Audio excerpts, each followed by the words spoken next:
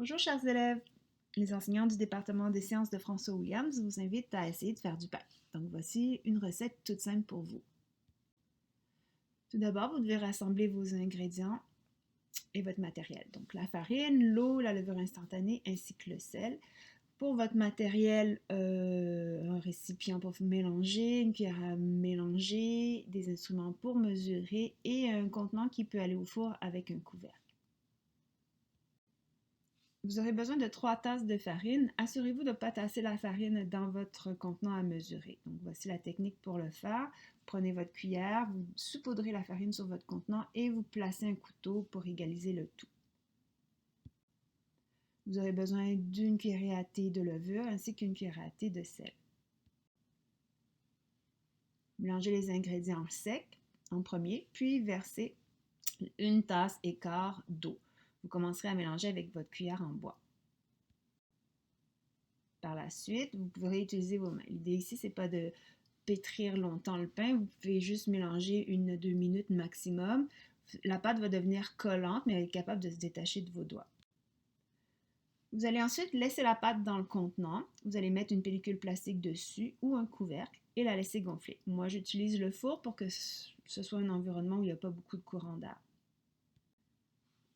Dans l'image de gauche, vous avez la pâte avant la levée. Dans l'image de droite, vous avez la pâte qui a levé pendant environ 3 heures. Vous pouvez laisser lever le temps que vous voulez. Plus que ça lève longtemps, plus qu'il y a d'arômes qui vont se développer. Ce qui fait gonfler la pâte, ce sont les micro-organismes, donc les levures qui vont utiliser la farine comme sucre et qui vont respirer en créant des bulles de gaz. À ce moment-ci, mettez une cocotte vide au four lorsque votre pâte a atteint la taille que vous voulez. Assurez-vous de mettre le four à 450. L'idée, c'est que votre cocotte vide soit très très chaude avant d'y déposer votre pâte.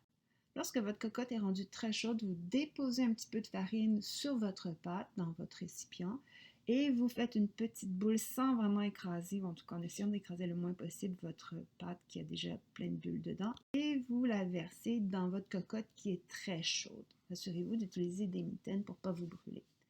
Vous remettez votre cocotte avec son couvercle dans le four.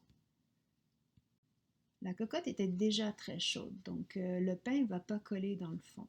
Vous cuisez maintenant 20 minutes avec le couvercle. Vous enlevez ensuite le couvercle après 20 minutes et vous continuez la cuisson pendant 20 minutes sans couvercle. Vous laissez toujours le four à 450 degrés Fahrenheit. Vous sortez ensuite votre pain, vous allez voir l'odeur est merveilleuse. Le pain est très moelleux. Habituellement, c'est un pain qu'on mange la journée même. De toute façon, si on ne le mangeait pas, il se conserverait mal. Donc essayez, vous allez voir, vous serez surpris du résultat. C'est un pain très facile à faire et qui est très goûteux. Envoyez-nous des photos.